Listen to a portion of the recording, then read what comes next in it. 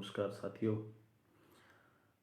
मैं उम्मीद करता हूँ कि आप सभी अपने घरों में स्वस्थ, कुशल और मंगल होंगे। और जो वर्तमान जो एक समय चल रहा है, इस समय का आप बहुत ही सजीवता और बहुत ही सजगता के साथ में आप इस समय का सामना कर रहे होंगे। समय परिवर्तनशील है और जो समय का जो परिवर्तन है, इस परिवर्तन का हमें सामना करना ही चाहिए और बहुत ही सजगता के साथ में और बहुत ही सटीकता के साथ में हमें समय का सामना करना चाहिए। क्योंकि समय के साथ में जो व्यक्ति नहीं चलता है, जो समय के जो दिशा निर्देश होते हैं, जब व्यक्ति उन्हें नहीं मानता है, तो निश्चित रूप से जो है वो मनुष्य को उसका जो हानि। इसलिए हम सभी समय के साथ चलें। और जैसा कि मेरा आप सभी से ये एक निवेदन था कि हम इन कुछ दिनों के अंदर जो ये एक फुर्सत का थोड़ा सा समय मिला है, इस समय के अंदर हम कुछ जो बिश्नोई समाज के जामानी जो कुछ संत कवि हुए हैं, उन संत कवियों के ऊपर और उन संत कवियों के ऊपर जो लिखी हुई कुछ पुस्तकें हैं, उन पुस्तकों के बारे में हम थोड़ा कुछ अध्ययन करेंगे, कुछ आपसे चिंतन मनन करेंगे। तो निश्चित रूप से हम कहीं ना कहीं जो हमारी एक अमूल्य विरासत है, उस विरासत के बारे में हमें थोड़ा बहुत कुछ ना कुछ जानने को अवसर मिलेगा। मैंने आपको पहले एक कड़ी के अंदर बताया था कि किस प्रकार से जो समाज है, उस समाज का जो बिखराव हो रहा था, उस बिखराव को किस प्रकार से संभाला विलोजी महाराज ने। और विलोजी महाराज के आगे जो उनकी वंश परंपरा चली, जो संत परंपरा चली, उस संत परंपरा के अंदर उनके दो प्रमुख जो प्रसिद्ध कवि हुए बिश्नोई समाज के अंदर, जिनमें से एक केशोजी गोदारा थे, जिनके बारे में हमने कल चिंतन और मनन किया था। आज हम उनके दूसरे शिष्य जो है वो सुरजन दास जी पूनिया जो हुए, उनके बारे में हम कुछ उनके जीवन के कुछ जो पहलू है उनके ऊपर कुछ बातचीत करेंगे।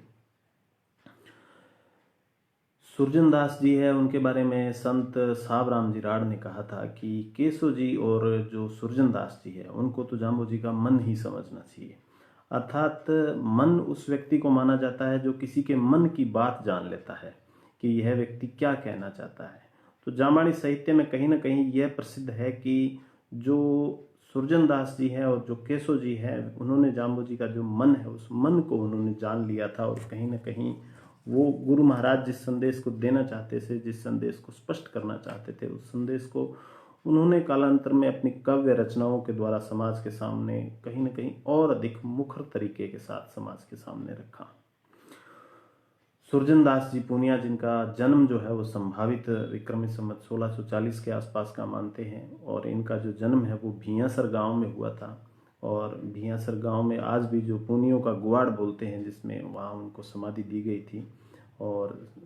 भियासर गांव में ये जन्मे थे और भियासर गांव में इनको समाधि दी गई थी। विलो जी जब स्वर्गलोक चले गए थे, तब विलो जी के उपरांत इनको रामड़ावास का महंत बनाया गया था। और रामड़ावास के जब ये महंत थे, तब ये रामड़ावास से एक कोस दूर पूर्व दक्षिण में स्थित एक नाडी तालाब है, वहाँ पर ये रहा करते थे, जिसे आज भी सुरजन नाडी बोला जाता है। तो ये जो एक परंपरा थी कि जिस प्रकार से जो धाम होते थे या जो सात्री होती थी, उनसे दूर कहीं एक छोटी सी एक ऐसी जगह बनाई जाती थी जहाँ पर जो साधक होता था वह अपनी योग साधना है, जो अपनी आत्म साधना है, जो रहो एकायंत अंतर खोजो भाई रे भरम चुकाइए। तो वो जो एक गुरु महाराज का जो एक सिद्धांत था, उस सिद्धांत की पालना जो तत्कालीन समय के संत जो थे, वो कवि जो थे, वो करते थे। और वो कहीं ना कहीं आबादी से दूर कहीं एक निर्जन स्थान के ऊपर बैठकर और वहाँ पर योग और ध्यान लगाया करते थे। लेकिन सुरजन दास जी की जो महानता है वो इस बात की है कि वो वीतरागी साधु जरूर थे, लेकिन समाज के प्रति जो उनका चिंतन है वो सदैव चलता रहा और समाजोपयोगी जो कार्य है वो सदैव वो करते रहे। कहते हैं कि एक बार जब इनका भ्रमण काल था, तो भ्रमण काल में ये एक बार फलोदी के पास में कहीं किसी जंगल के अंदर बैठे थे और वहाँ ये ध्यान लगाए बैठे थे। तब कहते हैं कि तत्कालीन जो जोधपुर के महाराजा है जसवंत सिंह जी, डॉक्टर हीरालाल जी माहेश्वरी ने जसवंत सिंह जी लिखा है कि जसवंत सिंह जी है वो उस समय शिकार खेलने के लिए फलोदी के आसपास के जो जंगल थे, उन जंगलों के अंदर शिकार करने आए थे। तो जब वो शिकार खेलने आए थे, तब उन्हें जंगल के अंदर जगह जगह हिरन ही हिरन दिखाई दिए थे और उनका मन बड़ा प्रसन्न हुआ था कि आज मुझे शिकार खेलने के लिए बहुत सारे हिरन जो है वो एक जगह मिल चुके हैं। लेकिन कहते हैं कि जब इस बात का सुरजन दास जी को पता चला था, तो सुरजन दास जी ने अपनी योग माया के बल पर उन सभी हिरणों को साधु के रूप में परिवर्तित कर दिया था। थोड़ी ही देर बाद में कहते हैं कि जब जोधपुर के महाराजा जंगल के अंदर शिकार खेलने के लिए गए तब उन्हें जगह जगह साधु ही साधु विचरते दिखाई दिए। इस जो है वो दृश्य को देखकर जोधपुर के महाराजा समझ गए कि इस जंगल के अंदर जरूर कोई न कोई योगी है, कोई न कोई अवधूत है जिसने इस प्रकार का कोई माया है वो रच दी है। कहते हैं कि फिर जोधपुर के महाराजा है वो आगे चलते चलते उस कुटिया तक पहुंचे और उन्होंने फिर सुरजनदास जी से इस बात के लिए प्रार्थना की कि महाराज आप मुझे बताएं कि ये आपने क्या किया है। तब सुरजनदास जी ने उनको ये आदेश दिया था कि जो शिकार है वह प्रतिबंधित है और आप जो है वो जीवों की हत्या मत कीजिए।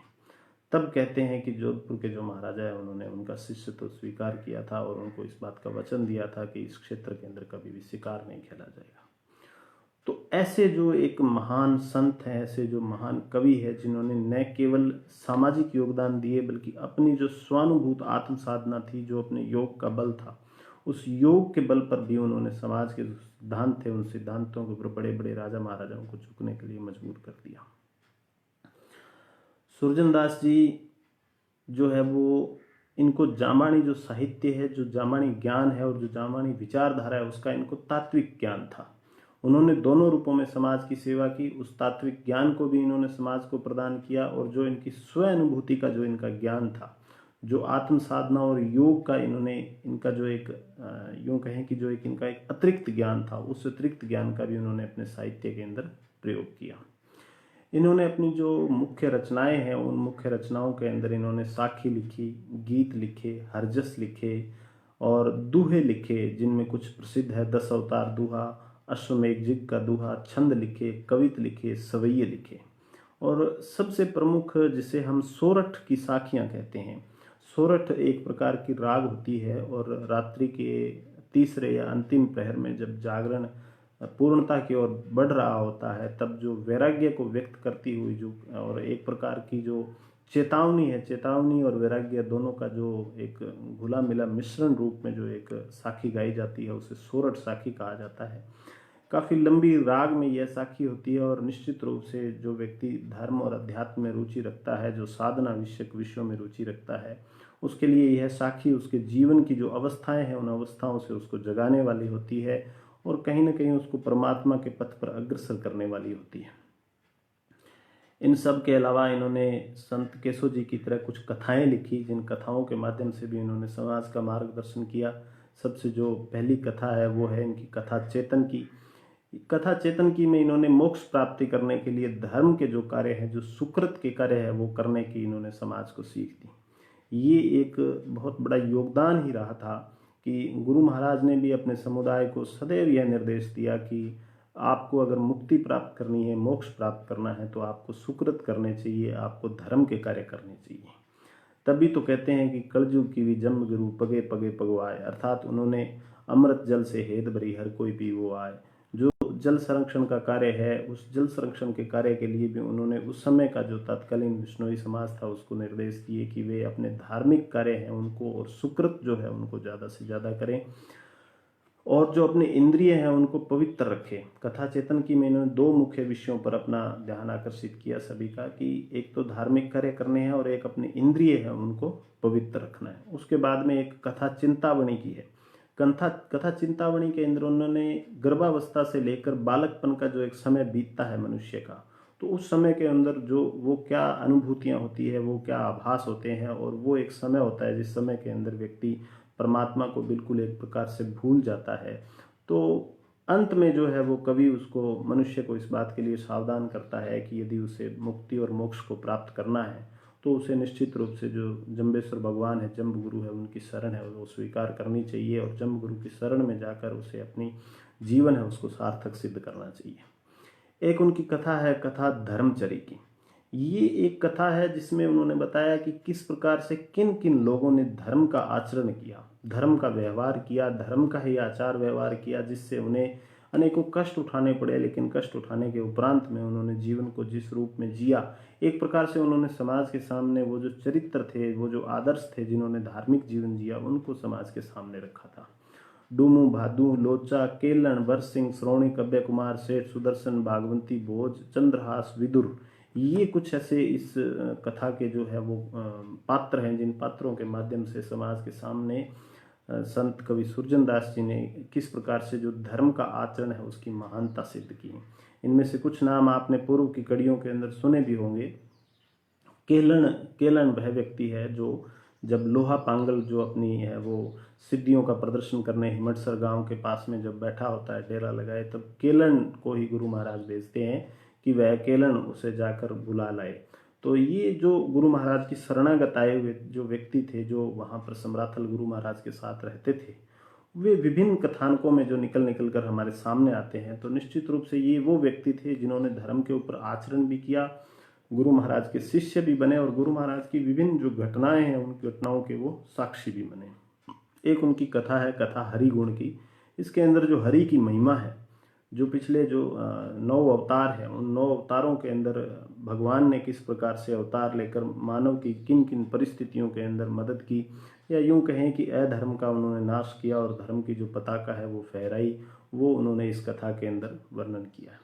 इसके उपरांत उनकी एक कथा है, कथा अवतार की। यह एक बहुत प्रसिद्ध जो है वो रचना है संत कवि सुरजनदास जी की। इस कथा के अंदर उन्होंने जो गुरु महाराज का जो बाल्यकाल है और बाल्यकाल से पूर्व की जो घटनाएं हैं, उन घटनाओं का बहुत ही सुंदर और बहुत ही विस्तार में उन्होंने वर्णन दिया है। संत कवि सुरजनदास जी कहते हैं कि किस प्रकार से उस समय का जो समय था, उस समय के अंदर एक प्रकार से अकाल पड़ता है और अकाल के अंदर जो लोहट जी है वो माता हंसा को लेकर अपने जो ससुराल है वहाँ चले जाते हैं गायों को लेकर, और वहाँ किस प्रकार से है जो लोहट को ताना सुनना पड़ता है ग्वाल बालों के द्वारा, और ताना सुनने पर वो एक प्रकार से तपस्या करने, तप करने चले जाते हैं। और जब वो तप करते हैं तब एक जो योगी है वो योगी लोहट जी को भी मिलते हैं, माता हंसा को भी मिलते हैं। फिर जो है किस प्रकार से वो वापस पीपासर में लौटते हैं, वहाँ गुरु महाराज का जन्म होता है। और जन्म होने के उपरांत जो उनके जन्म की जो कुछ घटनाएं हैं कि वो किस प्रकार से बहुत कम बोलते हैं, तो जो लोहट जी है वो लोगों के कहने पर कुछ जो शमशान सेवी जो तांत्रिक होते हैं, भोपे होते हैं, उनकी मदद लेते हैं। तो जब वो उनकी मदद लेते हैं तो किस प्रकार से गुरु महाराज अपने बचपन के अंदर ही मुखर होकर जो जीव हत्या है उसका जो विरोध करते हैं, और किस प्रकार से बाद में जब उनकी अवस्था थोड़ी बड़ी होती है तब उनको राव दूदा से उनकी भेंट होती है, राव दूदा को वो खांडा देते हैं। इन कहानियों के बारे में हम पूर्व में विवेचना कर चुके हैं, लेकिन इनसे भी आगे बढ़कर इन्होंने कुछ और घटनाओं के बारे में बहुत ही विस्तृत तौर पे लिखा कि किस प्रकार से विक्रमी संवत 1542 के अंदर एक प्रकार का अकाल पड़ा, और अकाल पड़ा तब जो तात्कालीन जो मानव समाज था उसके सामने जो है वो अन्न और धन की एक बहुत बड़ी समस्या पैदा हो गई थी। तो उस समय के अंदर गुरु महाराज ने किस प्रकार से लोगों की जो है वो अन्न अनाज देकर जो उनकी सहायता की, और उस समय उनको जो धर्म नियम है वो धर्म नियम समझाए। उसके बाद में जो उनके चाचा जी है फूलो जी पंवार, वो जब उनको पता चलता है कि उनके जो वंश परंपरा को चलाने वाला पुत्र है वह संत बन गया है, सन्यासी बन गया है, तो वो इस बात से बड़े नाराज होते हैं और वो गुरु महाराज से मिलने आते हैं। और बाद में वो गुरु महाराज से निवेदन करते हैं कि आप मुझे स्वर्ग दिखाओ, क्योंकि आप कहते हो कि मैं यहाँ जीते जी ही लोगों को स्वर्ग दिखा सकता हूँ। तो वो उनको एक प्रकार से स्वर्ग का आभास करवाते हैं। ये जो घटनाएं हैं, इन घटनाओं को भी कवि ने अपनी रचनाओं के माध्यम से व्यक्त किया है। कल मैंने जो भीयों पंडित के बारे में आपको बताया था, भीयों पंडित की जो कथा है, भीयों पंडित की कथा को भी कवि ने अपनी रचनाओं के अंदर स्पष्ट किया है कि वो किस प्रकार से समराथल पर गुरु महाराज से शास्त्रार्थ करने आते हैं और उसके पश्चात वो गुरु महाराज के शिष्य बन जाते हैं। कुछ और जो कथाएं हैं वो उसके अंदर जो कर्नाटक के अंदर गुरु महाराज की यात्रा है, जब वो शेख सदों से गो हत्या बंद करवाने जाते हैं, वो जो घटनाएं हैं उन घटनाओं को भी कवि ने अपनी रचनाओं में लिखा है। एक पठान है मोहम्मद खां को भी ज्ञानोपदेश देते हैं, जैसलमेर जाते हैं, वहाँ पर जैसलमेर की जो उनकी यात्रा है उसका बहुत सजीव उन्होंने वर्णन किया है। एक प्रकार से जो गुरु महाराज का एक जो व्यक्तित्व और जो कृतित्व है उसको समझने में सुरजनदास जी की जो ये काव्य रचना है वो बहुत ही सटीक स्थान रखती है जामानी साहित्य के अंदर। फिर उसके बाद में उनकी एक कथा है, कथा परसिक की। इस कथा के अंदर जो है वो मूल रूप से जो गुरु महाराज का भ्रमण काल है, उस भ्रमण काल के दौरान जो घटी हुई घटनाएं हैं, जो उन्होंने विभिन्न प्रकार के लोगों को ज्ञानोपदेश दिया और उनके जीवन को उन्होंने सार्थक बनाने के लिए उनको उपदेश दिए, वो जो घटनाएं हैं वो घटनाएं इस कथा के अंदर उन्होंने शामिल की है। इसमें लगभग वो सभी जो घटनाएं, जैसे एक प्रकार से ये जो कथा अवतार जो है, कथा अवतार की उसकी एक पूरक कथा कही जा सकती है। इस कथा के अंदर उन्होंने जो लोहा पांगल की कथा है उसको भी उन्होंने शामिल किया है। रणधीर जी बाबल है, उनको जो समुद्र पार की जो यात्राएं हैं उनको साथ में लेकर गए थे, वो भी उन्होंने शामिल किया है। नागौर का जो महमद खान था उसको ज्ञानोपदेश दिया। पंडितों, काजियों, अनेक जो लोग जो गुरु महाराज के पास आते थे उनको किस प्रकार से उन्होंने जीव के बारे में और जीव की जो परम धाम जाने की, जीव की जो मुक्ति मोक्ष प्राप्त करने के जो उपाय है वो सभी उपाय उन्होंने बताए। सिकंदर से हासिम कासिम को छुड़वाना, कल हमने इसके बारे में चर्चा की थी। मक्का जाना, कहते हैं कि गुरु महाराज एक बार मक्का भी गए थे और वहाँ के जो उस समय तात्कालीन जो काजी और मौलवी थे उनको भी गुरु महाराज ने इस बात के लिए फटकारा था कि उन्होंने जो पैगंबर साहब का जो आदेश है वो भूल चुके हैं और वो केवल पाखंडों में ही रत हो चुके हैं। मुल्तानी पीरों, पठान, चगतई लोगों को उन्होंने प्रबोध करवाया ज्ञान का। उसके बाद रावल जेतसी के आमंत्रण पर वो जैसलमेर गए थे। तो जैसलमेर जब गए थे तो वो भी एक बहुत सुंदर कथानक है कि वो किस प्रकार वहाँ जैसलमेर राज्य की जो सीमा है उस सीमा से बाहर वो एक प्रकार से जो है वो वहाँ पर रुकते हैं। और जब उन्हें इस बात का पता चलता है कि उन राजा के जो अन्य रिश्तेदार हैं या जो राजा के अन्य जो साथी हैं, जो क्षत्रिय लोग हैं, वो जो यहाँ पर आए हुए हैं और उन्होंने जीव हत्या के आदेश दिए हुए हैं, तो गुरु महाराज बड़े नाराज होते हैं और वो राजा को इस बात के लिए आदेश देते हैं कि यदि यहाँ पर जीव हत्या होगी तो मैं आपका जो है वो आमंत्रण स्वीकार नहीं करता हूँ। राजा को बड़ा पश्चाताप होता है और बाद में जीव हत्या जो है गुरु महाराज बंद करवाते हैं। उसके अलावा जो मोती मेघवाल को राव बीदा की कैद से उन्होंने छुड़वाया था, मोहिल राणो, राव मालदेव, तेजो कानो, अल्लू चारण, डुगडुगी भाती, बच्चू शाह आदि लोग किस प्रकार से गुरु महाराज की शरण में आए। बीकानेर, नागौर, मेरता, जोधपुर, फलोदी, जैसलमेर, हिसार, दिल्ली, कंगा पार के प्रदेश है जैसे अंतर्वेद है, कन्नौज है, लखनऊ है, राजपुर है, कालपी है, उज्जैन है, हरिद्वार है, आगरा है, अनेक देशों का जो भ्रमण है और भ्रमण के दौरान वहाँ पर जो लोगों का गुरु महाराज से मिलन है, किस प्रकार से गुरु महाराज ने उज्जैन के अंदर जो है वो जो वहाँ के जो उस समय जो सनातन धर्म के पंडे और जो पुजारी बने हुए बैठे थे, जो ब्राह्मण लोग बैठे थे, उन्होंने गुरु महाराज ने शास्त्रार्थ किया और गुरु महाराज ने यह शर्त रखी कि अगर मैं शास्त्रार्थ में जीत जाऊंगा और वे अगर हार जाएंगे तो वो जो है वो अपनी सभी जो ब्राह्मण होंगे वो अपनी जनेऊ उतार देंगे। सूर्य शंकर जी पारिक जो एक महान शोधकर्ता हुए, उन्होंने अपनी पुस्तक के अंदर लिखा है कि कहते हैं जब उज्जैन के अंदर गुरु महाराज ने शास्त्रार्थ करके जो पंडे पुजारी जो पाखंड में रत थे उनको जब पराजित किया था, तब उन्होंने जो अपनी जनेऊ उतारी थी उस जनेऊ का जो भार है वो 1.25 मन भार हो गया था। तो इससे आप उस समय गुरु महाराज की जो एक सर्वव्यापकता और एक जो सर्व मान्यता थी उसको आप महसूस कर सकते हो कि किस प्रकार से गुरु महाराज ने प्रदेश भर में नहीं अपितु विश्व भर में घूम घूम कर उन्होंने जो उस समय धर्म में व्याप्त जो बुराइयां थी, धर्म में जो व्याप्त पाखंड थे, उन पाखंडों पर ऊपर गुरु महाराज ने चोट की। और जो धार्मिक बने हुए लोग थे, जो केवल बाह्य आचरणों से धार्मिक लोग बने हुए थे, उनको अंतःकरण की जो शुद्धता है उस अंतःकरण की शुद्धता पर उन्होंने जोर दिया। तो ये जो इस प्रकार की घटनाएं हैं, इन घटनाओं को जो है संत कवि सुरजन दास जी ने अपनी काव्य रचनाओं के अंदर व्यक्त किया, जिससे समाज को इस बात की अनुभूति मिले, समाज को इस बात का अनुभव मिले कि एक कितनी महान जो परंपरा है, इस महान परंपरा के आप लोग संवाहक हैं। इसलिए जरा सी भी जो चूक है, जरा सी भी जो भूल है, वह आपको इस बात का आभास जरूर करवाएगी कि हम इस महान परंपरा के संवाहक हैं, हमें भूलें नहीं करनी चाहिए। तभी तो अनेक कवियों ने, अनेक संतों ने जो है इस पंथ को है वो खरतर खंडाधार कहा है। खांडे की धार पे चलने जैसा पंथ जो है वो अनेक संतों और कवियों ने बताया, क्योंकि निश्चित रूप से जो दैनिक आचार विचार और जो दैनिक क्रिया है और उसके उपरांत जो हरि भजन है वह एक बहुत ही, आज के युग में अगर देखें तो निरंतर हम देखते ही जा रहे हैं कि ये खांडे की धार पर चलने जैसा ही हो गया है। इसके उपरांत उनकी एक कथा है, कथा ज्ञान महात्म्य। ज्ञान महात्म्य के अंदर उन्होंने जो हमारी मनुष्य की जो बुरी मनोवृत्तियां होती है, वो बुरी मनोवृत्तियां किस प्रकार से जो मनुष्य की अच्छी मनोवृत्तियां होती है उनके साथ में संघर्ष करती है, किस प्रकार से जो ज्ञान होता है, विवेक होता है, शील होता है, क्षमा होती है, दया होती है, उनके ऊपर जो बुरी मनोवृत्तियां हैं, जो क्रोध है,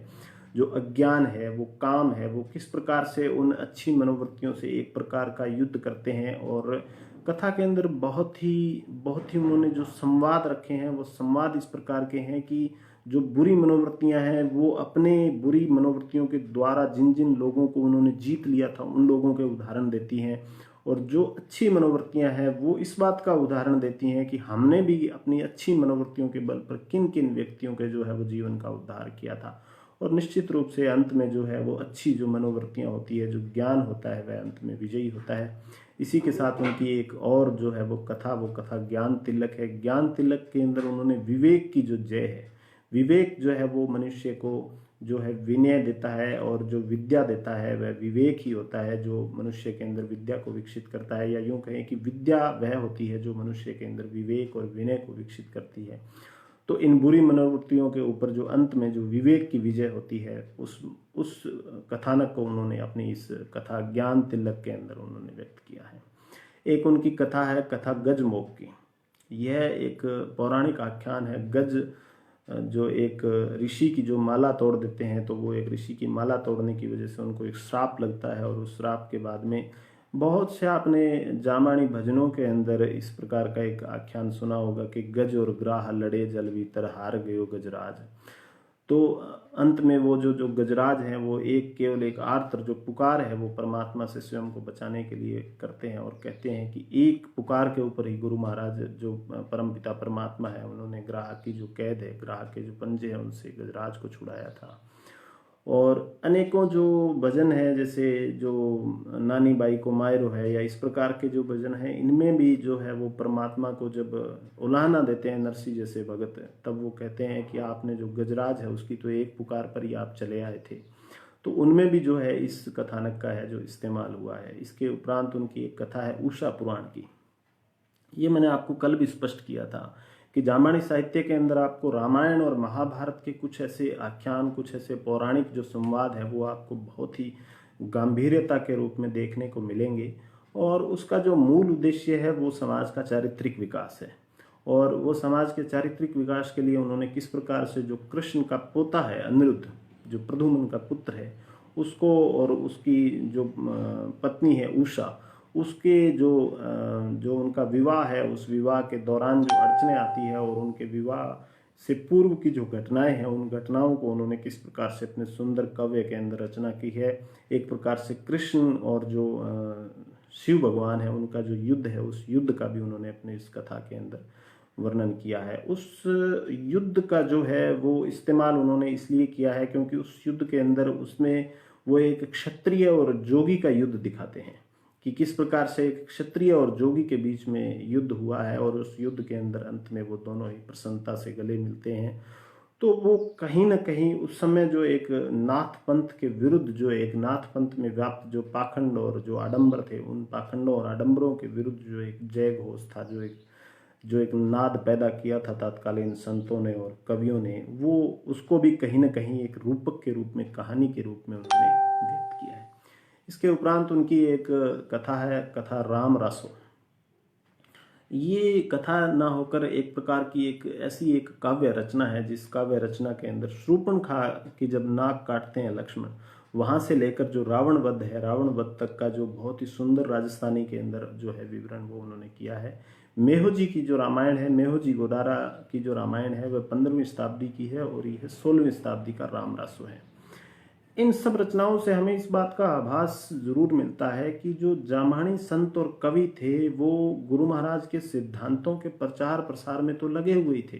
साथ ही साथ कहीं ना कहीं वो जो एक पौराणिक जो चरित्र थे, उन चरित्रों के माध्यम से वो समाज का जो चारित्रिक विकास है, उस चारित्रिक विकास में भी संलग्न थे। वो स्वयं की मुक्ति की कामना तो कर ही रहे थे, बल्कि स्वयं की मुक्ति की कामना के साथ में वो समाज की जो मुक्ति की कामना है, वो जो समाज के सुधार की भी जो कामना है, उस कामना को भी कहीं ना कहीं उन्होंने बहुत ही प्रमुखता से ले रखा था। तो जो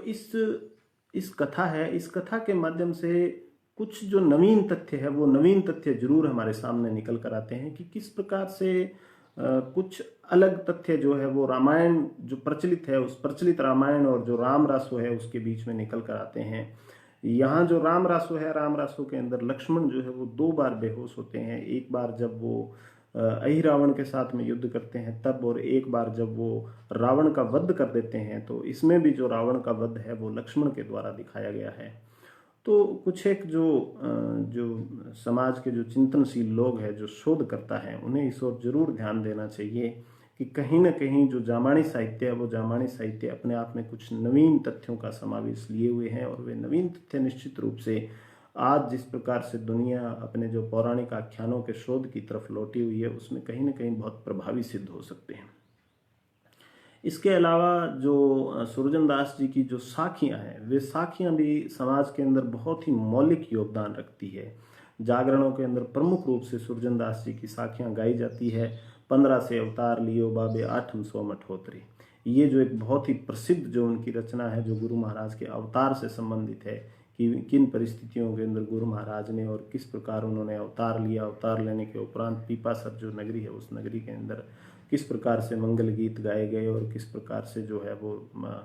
जो लोहट जी पंवार है उनके कुल का जो है वो नाम रोशन हुआ। फिर उसके अलावा कुछ उनके जो चेतावनी विषयक जो सोरठ की साखियाँ हैं कि ओ दरवास लियो मेरा जी होता दिन वार करारी, कि जब व्यक्ति जो है वो मनुष्य जब गर्भावस्था के अंदर होता है तब वो एक प्रकार का करार करता है ईश्वर से कि वह जो जब जन्म लेगा तब जन्म लेने के उपरांत में वह ईश्वर को याद रखेगा। तो ये एक प्रकार से जो उनका संपूर्ण काव्य है, इस संपूर्ण काव्य के अंदर दो प्रकार के जो भाव है प्रमुखता से निकल कर आते हैं। एक तो जंब महिमा, अर्थात कवि के जो है वो प्रमुख हैं, कवि के जो इष्ट हैं वो केवल जंबेश्वर भगवान है। इस दुनिया, इस कायनात, इस सृष्टि के जो निर्माता है, रचयिता है, वो केवल जंबेश्वर भगवान है, और वह जंबेश्वर भगवान को ही अपना इष्ट देव स्वीकार करके और जंबेश्वर भगवान के ही चरणानुरागी वह सदा रहना चाहता है। एक उनकी कथा भोगल पुराण भी है जिसके अंदर उन्होंने सृष्टि का जो उत्पत्ति है और सृष्टि की उत्पत्ति का जो इतिहास है वो उन्होंने एक बहुत ही सुंदर शब्दों में वर्णन किया है कि किस प्रकार से जो है वो सृष्टि की उत्पत्ति हुई, सृष्टि का जो है वो क्रमिक विकास चला। ये जो उनकी कथा है, इस कथा में और जो एक जामानी समाज के अंदर जो कलश मंत्र प्रचलित है उसमें कहीं ना कहीं एक बहुत अच्छी साम्यता है। और कहीं ना कहीं ऐसा भी देखने को मिलता है कि ये जो कवियों की और ये जो संत कवियों की ये जो कल्पनाएं थी, ये कल्पनाएं कहीं ना कहीं जो गुरु महाराज के द्वारा स्थापित जो सिद्धांत थे उनका ही एक विस्तार था।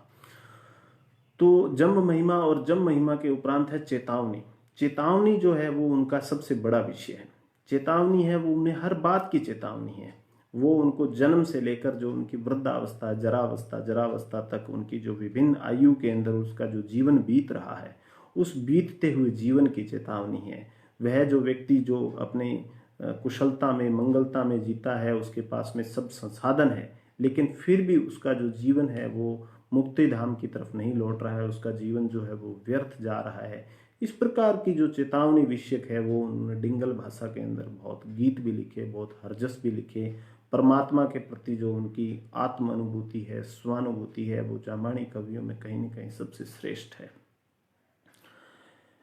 निश्चित रूप से जो सुरजन जी की जो काव्य साधना है वो मानव जीवन के उत्थान का एक बहुत ही महानतम प्रयास है। मानवता का जो उनका जो परम हित है वो केवल और केवल मानव की मोक्ष प्राप्ति है। वे वीतरागी थे, किंतु मानव व समाज के प्रति वो उदासीन बिल्कुल भी नहीं थे। उन्होंने स्वानुभूति पर साहित्य रचा जो आज भी समाज का मार्ग प्रशस्त करता है। केवल साहित्यिक दृष्टि से ही नहीं, अपितु उनकी रचनाओं का जो महत्व है वो तात्कालीन समाज, संस्कृति, इतिहास, चेतना, चिंतन धारा और साधना प्रणाली व लोक मानस के अध्ययन में भी बहुत उपयोगी है। सुरजन जी एक बरगद के समान थे जिनकी छाया के अंदर समकालीन और प्रवर्ती अनेक जो कवि थे वो फले फूले और उनकी काव्य रचनाएं फली फूली। मैंने आपको उदोजी अडीग के बारे में बताया था, तो निश्चित रूप से जो ये कवि थे, जो उनके समकालीन थे या जो उनके बाद के परवर्ती जो कवि थे जामानी कवि, उन जामानी कवियों ने सुरजन जी से ही प्रेरणा लेकर जो है वो बहुत ही महान काव्य की रचना की। आज जो है हमारे सामने निश्चित रूप से सबसे बड़ा प्रश्न है, वह बड़ा प्रश्न यही है कि हम किस प्रकार से जो हमारे जामानी कवि हैं उन जामानी कवियों को, उनकी जो विरासत है, उनकी जो अमूल्य थातियों को हम किस प्रकार से सुरक्षित रखें, किस प्रकार से संरक्षित रखें। और निश्चित रूप से उनके संरक्षण का एक ही प्रयास जो है वो सबसे महत्वपूर्ण नजर आता है युग के अनुसार, कि हम जितना हो सके हम जामानी साहित्य को स्थापित करने में, जामानी साहित्य को प्रचारित और प्रसारित करने में जो है वो अपना तन, मन और धन का प्रयोग करें। जामानी साहित्य अकादमी बीकानेर निरंतर इस जो प्रयास है, इस प्रयास के अंदर संलग्न है। आप सभी से भी यही उम्मीद की जाती है कि आप भी उनके सहभागी बने, उनके जो विभिन्न प्रकल्प हैं उन विभिन्न प्रकल्पों में आप उनके सहयोगी बने। साहित्य का जो वितरण है, साहित्य का जो पठन पाठन है, साहित्य का जो प्रकाशन है, सभी प्रकार के जो उनके प्रकल्प है उन प्रकल्पों में आप उनके सहयोगी बने। जामानी साहित्य अकादमी बीकानेर द्वारा जो संस्कार शिविर लगाए जाते हैं, जो जामानी खोज परीक्षा करवाई जाती है, उन सभी के अंदर आप सामाजिक रूप से सक्रिय होकर आप उनको सहयोग करें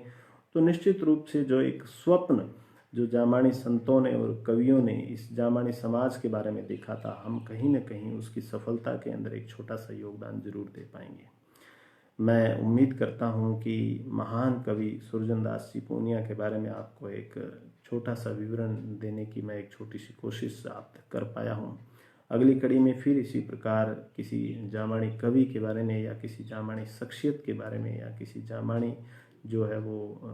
पुस्तक के बारे में आपसे फिर रूबरू होऊंगा। और तब तक के लिए बहुत बहुत धन्यवाद, शुक्रिया।